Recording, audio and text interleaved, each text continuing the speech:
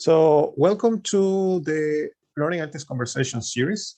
This is organized by NYU-LEARN. We are a network of researchers working on the frontiers of learning analytics here at the New York University and beyond. This series of conversations were inspired to bring these different topics, these trends in learning analytics to a discussion between researchers, practitioners, learning analytics curious people that want to see how these advances could help us to understand and improve education. Today we have a very interesting talk about how to use multimodal learning analytics to address the challenges of online collaboration. We have seen that during the past 2 years, everybody has the struggle to deal with the new medium of teaching that is here to stay. Yeah, even if we return to face-to-face, we'll still be using online collaboration a lot. So how we can make sure that this medium serve our purposes. To help us in this conversation, we have two of the leading researchers in this field. One is Vanessa Echeverria. She's an assistant professor at Escuela, Politecnica, Litoral.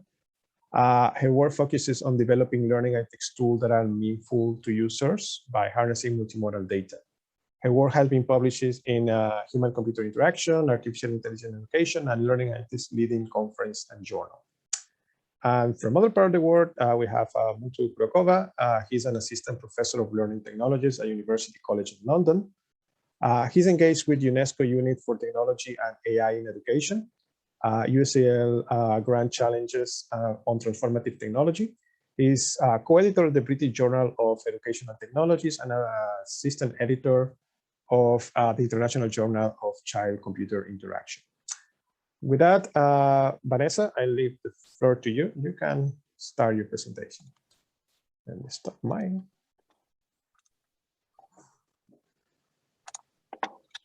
Right. Thank you so much, Javier, for hosting us, and thank you so much for the invitation. It is a really pleasure to be here and discuss this really trending topic with Mutlu, and also the conversation will be led by Javier. So today I want to bring to this conversation part of my research, which is about human-centered collaboration analytics. And I hope you start raising some questions during my presentation that we can discuss later. So first, I want to introduce the part of the collaboration in higher education. We know that collaboration is one of the soft skills, like the key 21st century skills.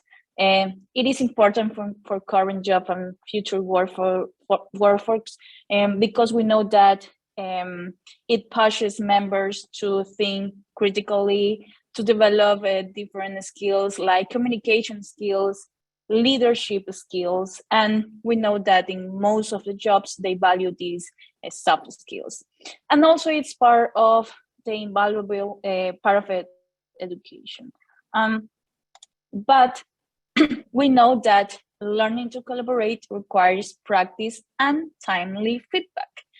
We know that in the side of a teacher, it is a challenging activity to provide feedback, timely feedback, because basically the feedback that the teachers provide is based on teachers' perceptions, like just partly observation about what is going on in the classroom. And even though it is even more difficult in online situations, in online collaborations, what actually happens to me while I was teaching during these 2 years has been that it is really hard to maintain a good orchestration of the different collaboration activities, because us as a teachers need to start looking at different groups, start joining the different breakout rooms or any other calls in case of teams. So it is quite hard to maintain that part of the orchestration in order to assure that students will develop all the necessary skills not only in knowledge, but also in collaboration. So basically, it is really hard for the teacher to give this one-to-one coaching to groups working together. And also, besides the advantages and benefits of collaborative learning, actually institutions are providing a lot of opportunities, a lot of exposure to collaborative activities.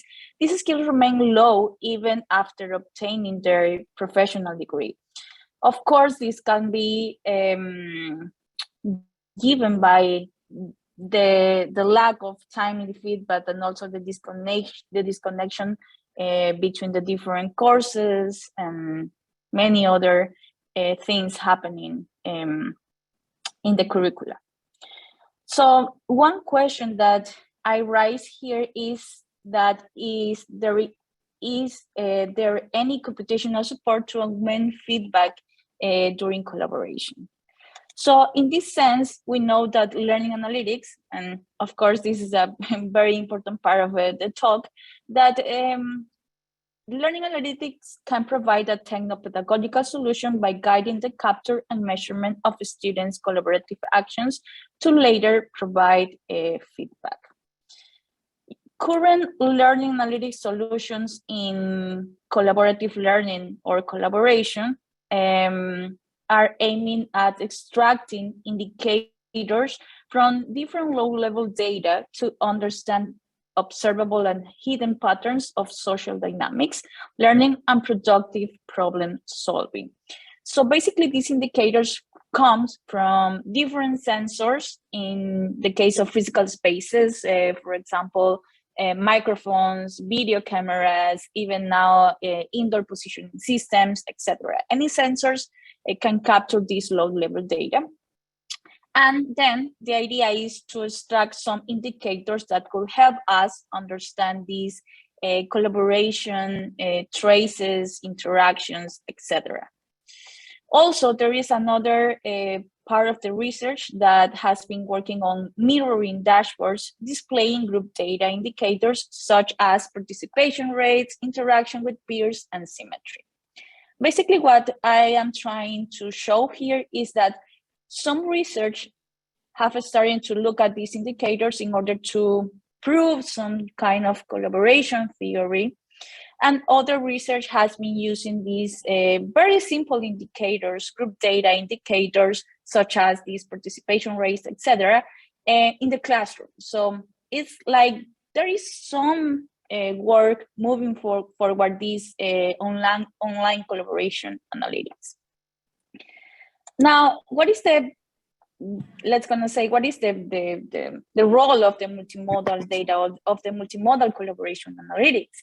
So as a initial idea, multimodal data means data coming from multiple sources and or modality, meaning that I can gather, for example, facial expressions, body movement. I can also gather logs from the digital space, also from the physical space, proximity, etc. That would be the multimodal data in order to understand or create different models. So in terms of the multimodal learning analytics, it is more about the models that are built using these low-level data, using these different traces of data coming from different students, of course. So one thing that we need to think about is that the models that we create with this multimodal data, what we have called multimodal learning analytics, is that these models should be actually fed back to students or teachers in order to support their teaching and learning practices. So it is not just for understanding what is happening, but the idea is to create different user interfaces in order to provide feedback, which can be, for example, any learning analytic dashboard, or I don't know, any written report that could be automatically generated from this data. But now the problem is that current learning analytic solutions are grounded in collaborative learning literature and theory. What does it mean? That these indicators, participation rates, or any model that has been built has been grounded in collaborative learning literature, and it is usually disconnected from what the stakeholders, what the teachers, and what the student really wants. So for example, there is a really nice paper about collaboration, collaborative learning from Nicole Rummel, Hans Espada, in which they present like 7 dimensions of collaboration, mutual understanding, and interaction, etc. Now I can't remember the dimensions, but it is actually those dimensions make sense for teachers and students in order to explore, in order to understand what is happening there in collaboration. So that is basically part of my research. I want to connect what the teacher, what the student really wants to see in a dashboard about collaboration in order to improve their collaboration. And something that actually a couple of days ago, I was revising my Twitter because I actually really like to read the news about research there. And I found this interesting news about how student engagement analytics technology can be now used in classrooms, for example, in Zoom, and how it can predict the emotions of students. So actually this news actually caught my attention because Intel wants to provide this solution into classrooms. And one thing that actually worried me about while I was reading this news is that there are a lot of tensions on using this AI technology. We know that AI has a lot of potential power in order to improve teaching and learning, but the problem is that there are tensions between stakeholders, in this case, educators, students, and the creators of this technology. So for example, in this new educators mentioned that they are really worried that these kind of technologies could invade their privacy, that it could act as a surveillance system for students with this facial recognition technology. But the owner of the technology, it is actually not worried about that because he said that the goal of this technology is not to penalize students or surveil students, rather to coach teachers and provide additional information, which probably is something that we really want. But I think that the problem here is that the owner of the technology, or usually most of the products that are intelligent and are there available for teachers and students, hasn't been actually tested with students and teachers, hasn't been created or designing thinking about the students and teachers' need. So in my research, then, I bring a human-centered analytics perspective by improving the adoption and effective use of teaching and learning tools in practice by following a human-centered approach. Here, we are talking that we are designing these tools for users through the exploration of their needs, asking them what they need, what is the interpretation of a certain analytics. We also want to empower teachers and students to shape and build user interfaces. What we usually do is run different studies to evaluate different prototypes, or actually to co-design with them the prototype, so they are aware about what they could expect in one of these analytics. I want to shortly introduce, or let's gonna revise one study that we run here in my university. I want to call it this like a first step, which is an exploratory evaluation of a collaboration feedback report. The goal of this exploration was to implement a human-centered approach in order to understand the collaboration aspects from students' perspectives. Why? Because as I mentioned before, I think that the theory that current literature, which is actually very interesting literature about collaboration, is not connected what the students will expect or teachers will expect in a dashboard. So we need to create these learning analytics tools using their own language. That is basically what we want to do. And also to explore the possible use of these student-informed aspects in a feedback report. So what we did in our research team was to run first like one stage of user research in which we start interviewing students to define these collaboration aspects. So we wanted to know what does it mean collaboration for them, what they will expect in a report, in a feedback report about collaboration. So after analyzing these interviews, we ended up with 6 collaboration aspects as coordination, communication, disagreement or problem management, mutual support, work environment, and commitment. It is worth noting that actually these are similar to different schemes or collaboration dimensions that are in current literature, but what we wanted to know and actually evaluate was the language that they were using. So this is basically the language coming from them. Then what we did was to record these collaboration activities that happen through Zoom, right? We recorded them and then we start manually tagging the collaboration activities using these 6 collaboration aspects. Then we run Wizard of Oz feedback implementation. We develop different, let's gonna say, visualizations, like according to the aspects that we tag and observe during these collaboration activities. And each student received this collaboration report. Yeah. Sorry, I am out of time. Yeah. Okay, 2 minutes.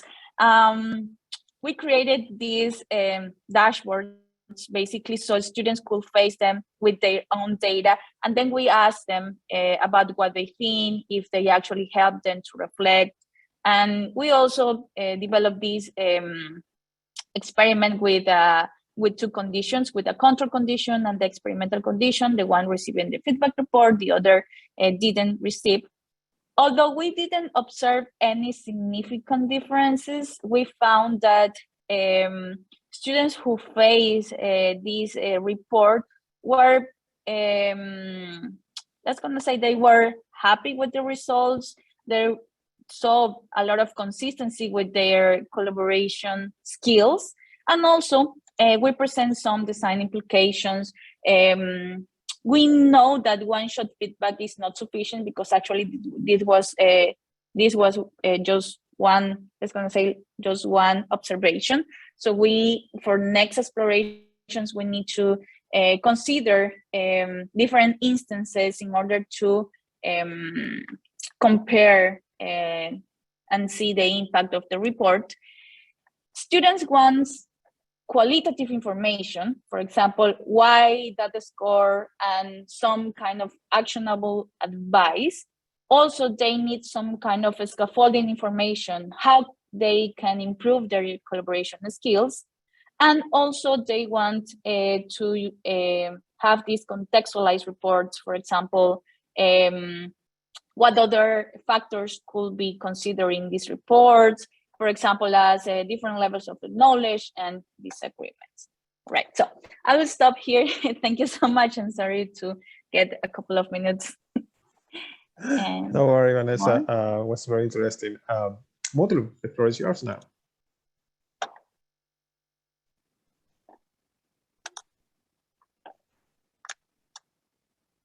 Okay, thanks a lot, Javier. Can you see my screen now? Yep, we can see your screen. Great, fantastic. Right. Hello, everyone, and many thanks for the invitation. It is an absolute pleasure to be here. In the beginning, as part of this opening statement, I wanted to take a slightly broader approach and try to kind of give, in my opinion, a few different conceptualizations of multimodal learning analytics and touch upon some of the field's challenges in order to be able to potentially make an argument for a potential future of it and discuss it with you and get your feedback and challenges, contributions to these kind of conceptualizations and positioning. I'm assuming that not all researchers joining or colleagues, practitioners, interested people joining us today are doing MMLA. So I want to start with a very brief definition.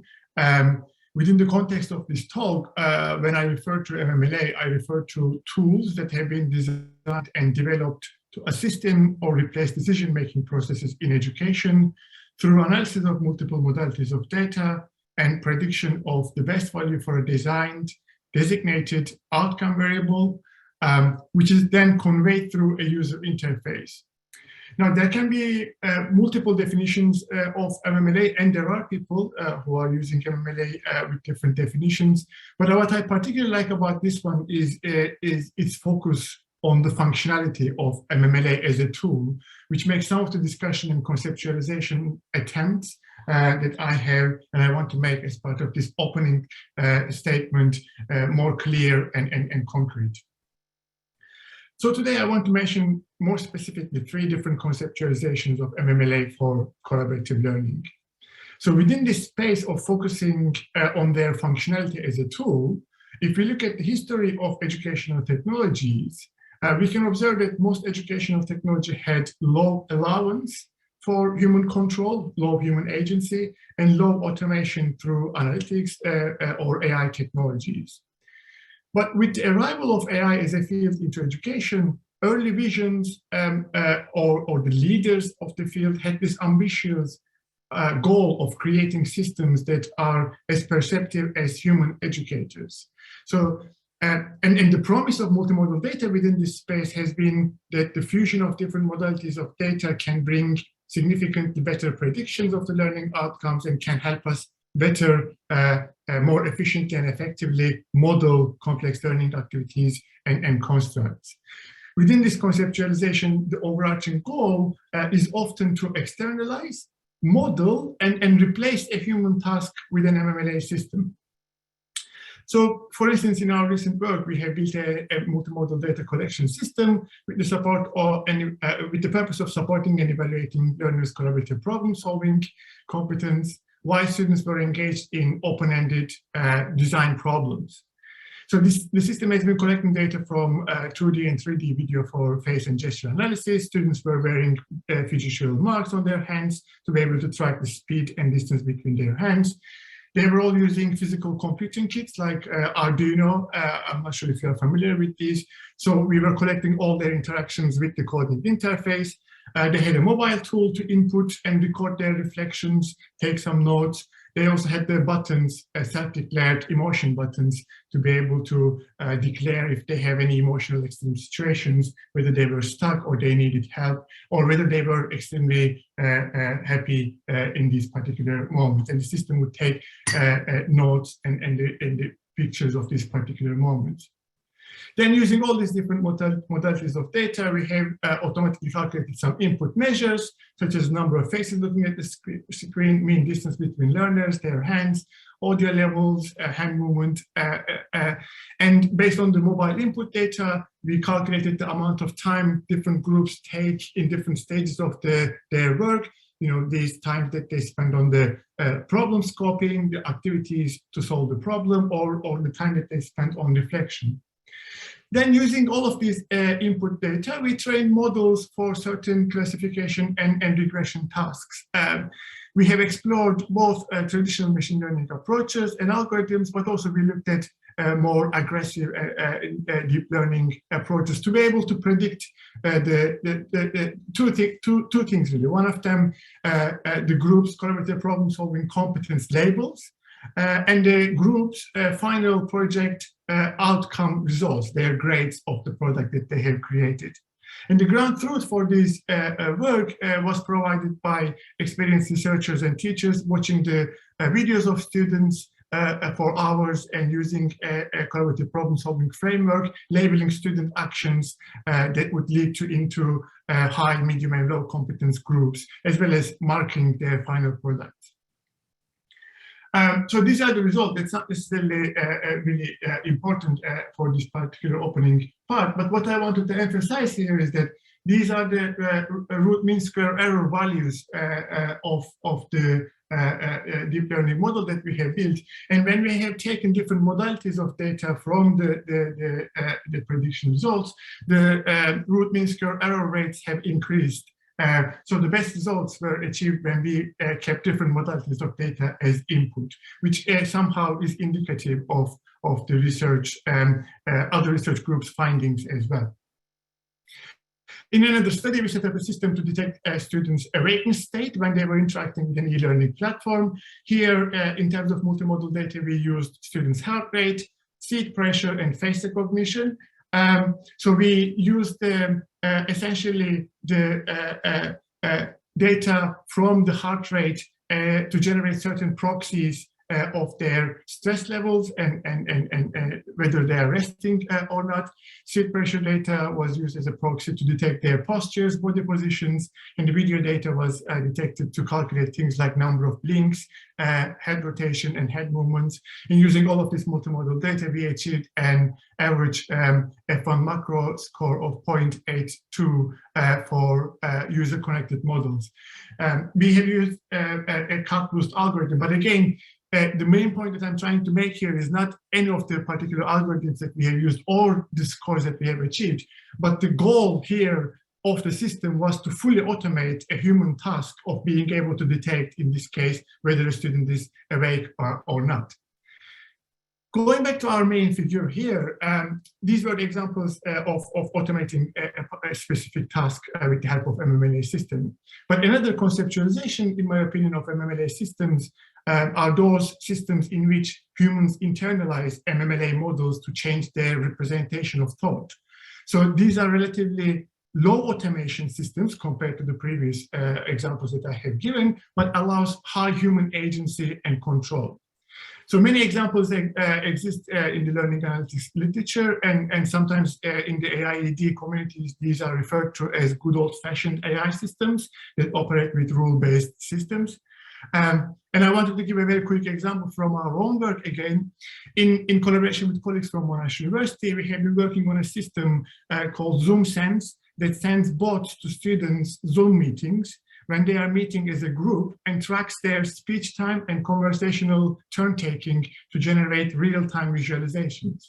So here you can see each student's relative speaking time as a pie chart, and Javier would be very familiar with this. Here is the conversational turn-taking visualization, and the thickness of the arrow shows how often and how frequently one member follows another. I have anonymized these, but in the real visualizations, obviously students can see their own names there. Here there are clear models and rules, and based on these rules, a feedback email is created for students saying things like, oh, Mutlu, you have not been talking much in the last meeting, you haven't really contributed, or you have never followed Javier in their contributions. Is everything okay? Do you want to have a look at XYZ? Kind of a feedback created and sent back to the students. The goal, again, is to change the representation of thought for a student in terms of what good collaboration is, because we have a good collaboration definition here that says that equal contribution and increased turn-taking are good features of collaboration, and we expect a behavioral change in students. So this is another conceptualization of MMLA. Going back to our conceptualization map here, I think most of the initial focus of research in AIED communities, in my opinion, aim to replace certain human tasks through intelligent tutoring systems. And most of the current research focus in learning analytics, I think, focuses on opportunities for human internalization of MMLA models.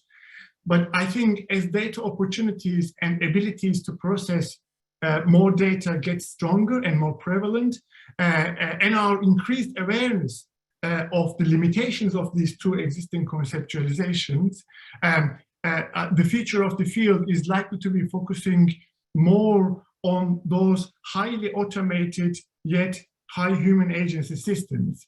So here, rather than automating a complex human task, I expect systems to move towards high automation of non-human tasks, potentially those tasks that might be considered as trivial for humans, but the use of transparent, explainable, and clearly human-controlled decision systems that are using these trivial task automation as input, but can explain and leave the final decision to the humans with regards to the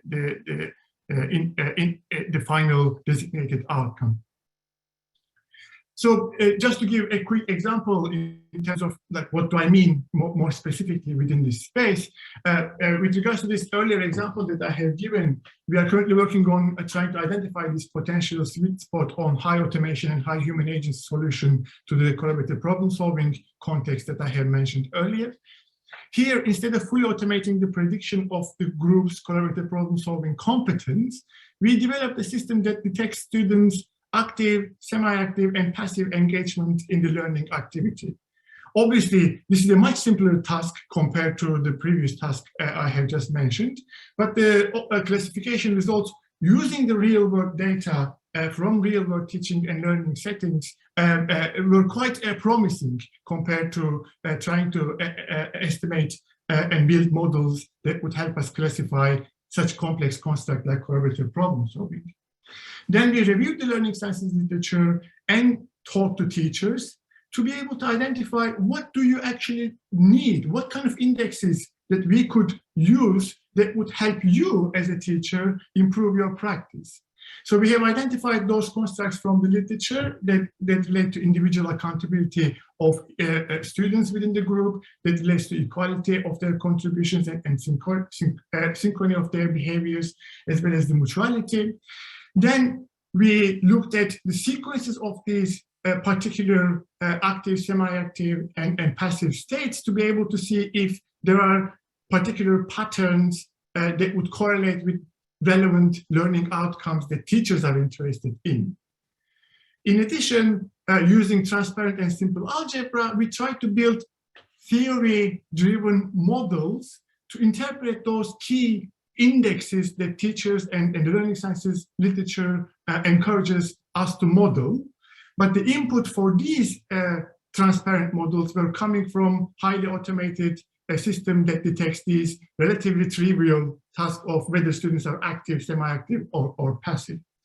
The intention was to understand the needs and the complex learning activities within this collaborative problem-solving space using learning sciences literature and teacher experience, and provide teachers and learners with this relevant information on the key indexes through transparent models.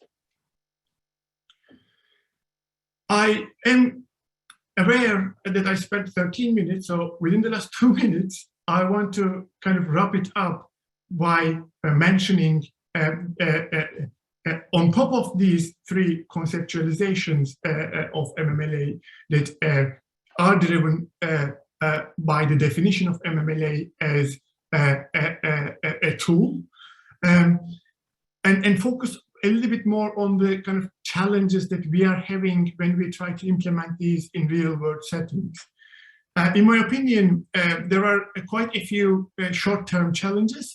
Those relate to the logistical and practical issues of using MMLA systems. Those relate to the methodological challenges of using these systems in real-world settings, and those that relate to pedagogical alignment of these systems with the learning design and the existing requirements of educational systems, like the summative assessment and the problems that come through this existing culture of education ecosystem. But these are, to me, with enough amount of time, funding, and research, are solvable problems.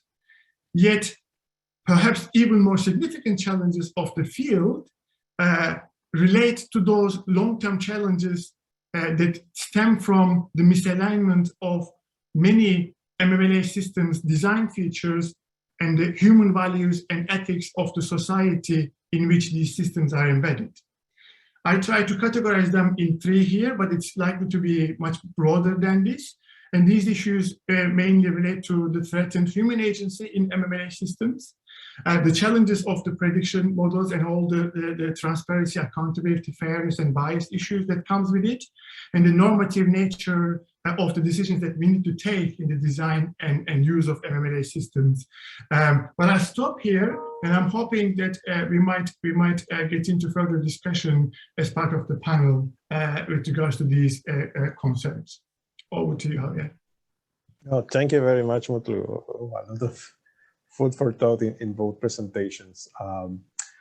I will kickstart with some questions I have prepared for both Vanessa and Mutlu. The first one is something that I always get. We talk about multimodal learning analytics, that we record these traces, we capture this behavior, and they say, for any type of in education, yeah, behavior is something that you can observe, but what happened with those things that happen more inside the students, so the cognitive processes, the personal context, the social backgrounds, those things cannot be captured with a camera and a microphone. How we use that, or what's the strategy that we have in MMLA to deal with those aspects that are very important in education?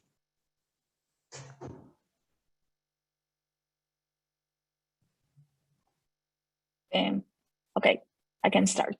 That's a really good question.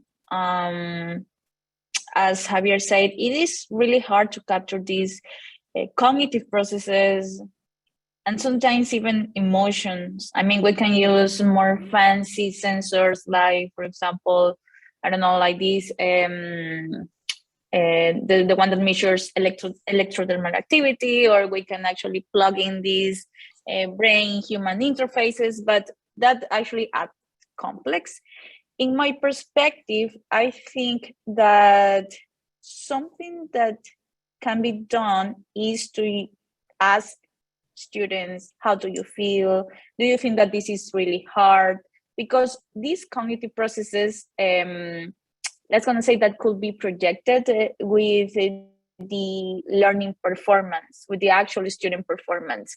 So having that input into, for example, an intelligent system, it could be a way of contextualize, asking students, how do you feel now? Do you think that this problem is really hard? In a sense that we can connect that with the different log data that we have. That would be one thing that we can do. Mm-hmm. Yeah, if I may follow this up, I think, frankly, it's $1 million question for the fields of learning analytics, AI in education, and to be fair, in my opinion, AI in general as a field. But I guess I agree with Vanessa's point with regards to potentially looking at these behavioral dimensions and indexes, and try to see to what extent they correlate with the things that we are genuinely interested in, using perhaps more traditional approaches to measure them. But there are a few caveats there. One of them is that I'm not convinced if we always know or have existing tools and approaches to be able to measure those constructs that we are genuinely interested in the first place, even with the traditional educational approaches. For instance, in your question, you refer to thinking processes, and I'm not sure to what extent existing exams in our education systems are indeed measuring these kind of things that we are interested in, or some of the constructs that we are interested in are barely defined, yet alone can be modeled. You know, there are significant disagreements, for instance, what would involve creative thinking, yet it's a very important learning outcome, and many kind of traditional approaches aim to improve these kind of learning outcomes. So what I'm trying to say, I guess, is that I see this being a very important problem, but I don't see this problem specifically being related to learning analytics work per se. Perhaps what we could kind of bring in as part of the learning analytics community is to potentially investigate and explore if any of these new data collection opportunities might lead to some insights that we were not able to generate in the past, but be very critical and expect the fact that these issues and problems of trying to understand and evaluate and support complex learning processes have been discussed at length in many different disciplines, and we expect to be disappointed on what we are designing, developing in learning analytics might not always work. Thank you, Mutlu. My second and final question to give space for the questions of the audience. Imagine that we can solve this short-term problem, these more logistical, technical, pedagogical issues. I will ask both of you to make me a brief description of what do you think a tool based on multimodal learning analytics will look like to support online collaboration. Imagine Zoom classes, we all have been in these Zoom classes or Zoom meetings. How do you envision this tool to be like? Again, short answers to give time for other questions. Yes, sure. Well, actually, there is this really nice tool that I think that the Mutlu was presenting, which is called ZoomSense, that was developed by researchers in Monash, and also I think that the Mutlu participated in that project. It could be something like that, but one thing that it is we need to think about is what teachers want in this tool. For example, if they are more interested in orchestrating the whole collaboration activity, then I think that one particular way of showing is through intelligent agents to send message through the chat, or it could be some alerts or something that should be really easy to follow for the teacher, because the teacher actually needs to do a lot of activities during the class or during the session. So it should be something that it could caught the teacher's attention. And also in terms of a student, it should be also some kind of visualization that actually drives the attention, just present insights instead of actually presenting the whole information, because from past studies, we know that presenting the whole information, it is not actually really good, because it is hard for teachers and students to make sense of these specific insights or things that actually are important in the classroom. So I would say in a very easy way, a dashboard, alerts, some intelligent agent that sends key moments, key insights of what is really important for students and teachers. Thank you. Yeah, I would agree with this. I mean, I don't have much expectations, Javier, to be fair, based on the fact that I am actually using this tool in my own teaching and also doing research on it. I think this should be driven by the practical problems of teachers. You know, one of the problems of the teachers that we work with, and Stas from Monash University is doing his PhD on this, he investigated is, you know, teachers want to be able to know if there are students who have some issues when a Zoom meeting is started and there are different kind of groups created on Zoom. You can't be as a teacher as part of in all of these rooms, but you might have some visualizations that are telling you, you know, Vanessa has not been doing anything for the last 15 minutes. And that might be an indicator for you to go and attend to these. But I am not really, I'm quite skeptical of the kinds of hyped implementations of these MMLA tools at scale. For instance, the example that Vanessa just briefly mentioned in her talk, if I am correct, this tool from Intel is aiming to detect students' emotional states as part of their online meetings and present this information back to the teachers. Frankly, I'm quite worried about the implementations of these systems, considering the fact that most of research that drives to kind of conclusions about complex emotional state recognition is to a certain extent driven from Ekman's work that has been significantly challenged in the fields like psychology and being often considered a pseudoscientific finding. All of these action unit measures and their potential to be generalized across the globe, cross-culturally in every context, is a too broad claim to be made. And I'm really worried if these systems are built, they can be implemented at scale.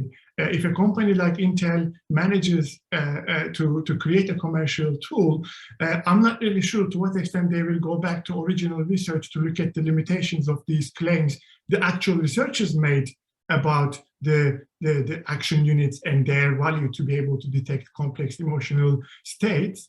But they will become a reality of everyday life of a teacher.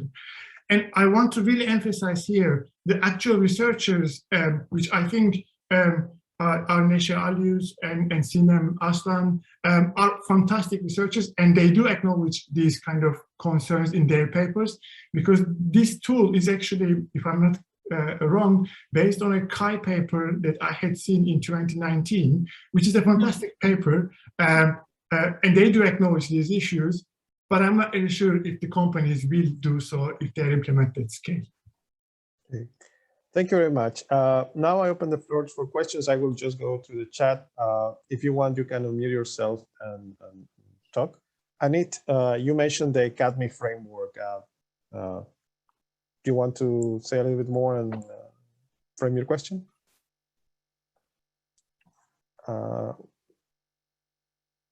We cannot hear you, Anit.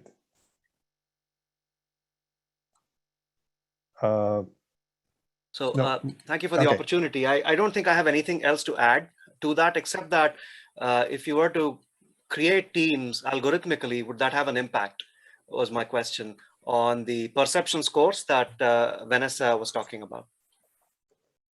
Yeah, actually, in terms of creating the teams, we didn't use any algorithm, any fancy algorithm to create the team, so I cannot say much about that. We didn't test that, but actually that's a really nice idea, actually, to see if according to this way of creating the teams will have a better impact on the dashboard or in the information. I think that could be another further exploration. Okay, Roger, I'm choosing a question from you. I'm choosing the second question that you made. That's for both panelists. You want to pose this question? Yeah, so thank you so much for the great presentation of Vanessa. I think very interesting work, and Mutlu. So my first question was about like when you were giving your presentation, you highlighted that, of course, much of the work is based like on collaboration, or like it's theory driven. Like that's where the different kind of indicators or like tools actually developed, right? And my question was, like, when you bring in a human-centered approach, which is very interesting, I was wondering whether that is entirely, like when you end up like developing indicators, whether that is actually entirely based on human needs, right? Like stakeholders or students or teachers, or still you see a kind of tension between the theory and the human needs, because in the end, like students also ask for things which might also be informed by theory. So I was just wondering about that tension, whether you see the tension between theory and stakeholder needs coming into the work you're doing still, and how you deal with that. Yeah, actually, that's a really good question. From this study that I presented, and actually in past studies, we found out that teachers and students usually has like a partial idea of what they want. Usually they don't know, they certainly they don't know what they really want to see in a dashboard or what is the theory behind, because this is the information that they gave to us. It is more pragmatical. It is what it works in the practice, right, in the classroom. So how we deal with that tension is that basically we start doing this user research. We start analyzing this information, this data, to come up with these topics. And then we try to fill in some gaps that haven't been measured by students and teachers, but that they are relevant in theory and also in the literature. It's more like, actually that's a paper that I haven't written yet. It's part of my dissertation, but I am happy to share that with you.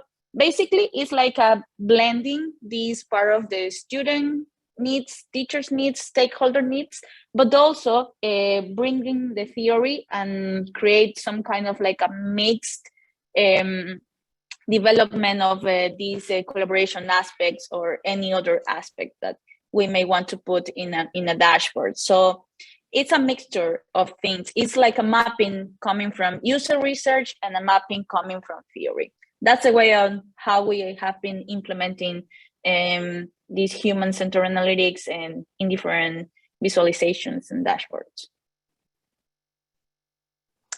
Okay. Thank you so much. Yeah. Wayne, I think you have the elephant in the room question. You want to unmute yourself? Hi, thank you. Just to be clear, Mutlu and I are colleagues, so just so that that's all up front. I want to, before I ask the question, I just want to make a distinction between the use of multimodal learning analytics in scientific inquiry and the use of multimodal learning analytics in practice in classrooms across the world. As I mentioned in my question in the chat, the issue of surveillance was mentioned by both our speakers, and I happen to think it's a very important question. And I don't see how we can think this through other than, if we are using multiple sensors to collect lots of different types of data on an ongoing basis when a student is in a classroom, how is that not surveillance? So, either it is or it isn't. If it is, what do we do about it? Yeah, may I, Javier? No, Wayne, thanks for this question, and for everyone here, this question was not staged. Wayne always asks tough questions, and this is one of them. Frankly, I'm really glad that you made this distinction between the MMLA use in practice versus MMLA use for scientific investigation to be able to potentially help and improve our understanding of these complex learning processes and constructs that we are interested in. And I think the surveillance issue is a very significant problem in real-world implementations. But frankly, there must be ways of dealing with these concerns, particularly if we take a step back and think about some of the fundamental reasons of why do we want to use and design these systems in educational settings in the first place, rather than trying to retrofit these tools into existing educational ecosystems. By which what I mean is that if these tools are used as auditing instruments and or continuously increase further input to summative evaluations, it's very likely that, which are, by the way, the features of most existing educational ecosystems, that it is very likely that they will lead towards surveillance tools. But if we take a step back and think about these tools as potentially formative instruments that could help us improve our own understanding of our own behaviors, or improving students' understanding of their own behaviors, then we have a chance of moving away from this surveillance issue. But that is a question that I think requires a kind of system change rather than a kind of particular, any specific technical solution that we could come up with that would deal with the surveillance issue. And a very good example is that, you know, I use MMLA systems in my own teaching for formative purposes with the acknowledgement and consent of all the students for trying to provide further information on their behaviors in particular contexts that might benefit to improve their own learning. Students are kind of owners of this data, and they always have the opportunity to opt out of it, and they can just do whatever they want to do with this. My role is to structure their interaction with the data in a way that might help them. I never use any of these systems for actual summative evaluations. Or, I mean, I'm using these, I think most of us must be using similar multimodal systems for our, I don't know, fitness, for instance. You know, I do watch how fast I swim and how long I swim. I use sensors and look at my behaviors to improve my own understanding of my own behaviors. And I think in these kind of contexts, there is some hope. Yeah, ownership seems to be. Yeah, Vanessa, please. Yes, adding something to Mutlu answer is that actually it is surveillance. We cannot say that it is not, it is. But one thing that we might consider in order to use this multimodal system at scale is to actually engage with the final users. And as Mutlu was saying, I mean, we are aware what is the usefulness of using these Fitbit trackers because we want to improve our health. In the same way, we need to do that with students and teachers. We need to make them aware that we are collecting the data. We need to make them also the data transparency. We need to make sure that the data that we are using, the data that we are collecting, it is transparent for them, for students, for teachers, and that they only consent to share this information with specific people, and also accountability. Accountability during the whole process, knowing that students and teachers are accountable about the data, the information. Even though we want to predict some behavior, even though we want to predict the learning performance, they need to be accountable of that information. It's basically engaging and predicating the usefulness of these multimodal learning solutions. Okay, I think the topic gave for a longer discussion. Sadly, we have just 1 hour. So I want to all of you help me thanking Mutlu and Vanessa for being here today. And just one more thing before you go, we're planning the talks for next semester. So if you have any idea, just go to tinyurl.com and NYU-LEARN speakers and suggest topics or people that you want to see here. Again, thank you, Mutlu, Vanessa, for accepting our invitation. Thank you all for being here for this final talk of the semester. And see you again in the fall, in the North Hemisphere fall. Thank you so much.